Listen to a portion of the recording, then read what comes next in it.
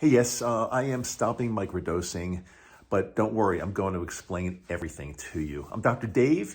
Welcome back. By the way, I just want to make sure at the very beginning I tell you this is not to be taken as medical advice. It's my personal story. If I could help a few people along the way, that's fantastic. So I am actually going in 2 days to have an elective surgical procedure.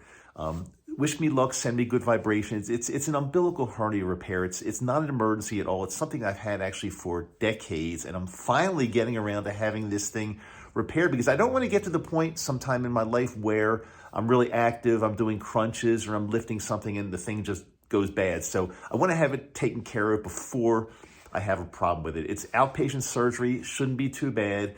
I'll probably be inside resting for a while afterwards, but I'm expecting full recovery and expecting everything to be really good. But on the intake form for my surgery, it asked me so many questions. It asked me, I had to basically tell everything about my entire life history. And one of the questions is, do you take any type of recreational drugs? And although I don't feel that my magic mushrooms are recreational, they're not listed as pharmaceutical. So I try to be totally honest because, of course, this is a procedure. It's a medical procedure, and I don't want anything to go bad, and I want the doctors that are working on me to understand everything that I have in my system. So I did say that I do use psilocybin magic mushrooms as well as marijuana. Well, a couple days after I submitted this intake form electronically, I get this call and they're alarmed. They think that I'm this crazy drug addict or something. And they said, we can't do, you can't be using these things. We can't do surgery. We can't do anesthesia when you're using.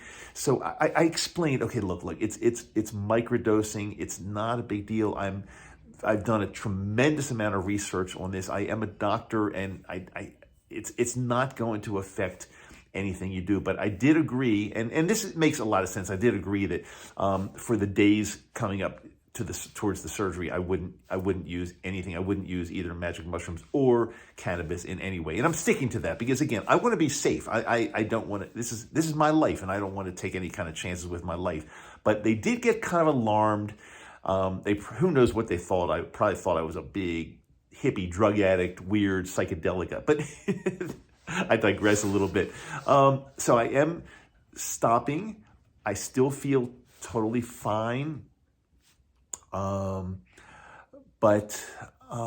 it's kind of good actually to not use medication for a little while if you don't have to. It's a little bit of a test. So even without the magic mushrooms right now, I still feel totally really good. And that's an indication to me that they're really working because I've been microdosing for about a year now. That just shows that maybe I don't need them as often as I think I do, which is really, really good. So it's a good test running up to the surgery, which will be in 2 days. After the surgery, of course, anything goes. I'll probably be able to use some cannabis for pain if I need to. I don't smoke at all. I'm like anti-smoke, but I do like edibles. And edibles have more of a psychedelic effect anyway. So between the cannabis and the magic mushrooms, I should be back in business shortly, a few days. But again, no hurry. I don't feel like there's any need to do this right now, and I want to be totally clean for the surgery. So here I am. Again, send positive energy if you can. I'll keep you informed and let you know how everything goes. Until next time, thanks so much for viewing. I really appreciate you. Talk to you soon.